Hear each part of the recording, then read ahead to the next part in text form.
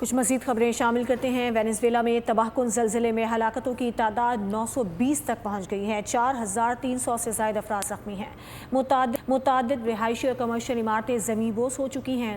ملبے تلے دبے افراد کو نکالنے کے لیے ریسکیو آپریشن جاری ہے۔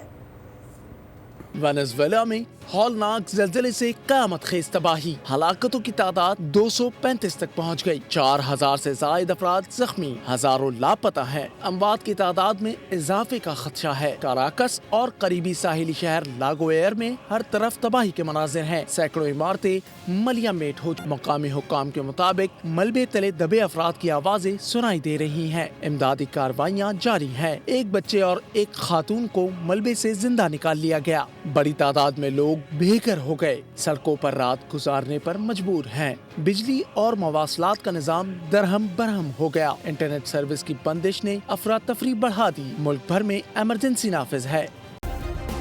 سبسکرائب کریں اور بیل دبائیں تاکہ کوئی خبر رہ نہ جائے۔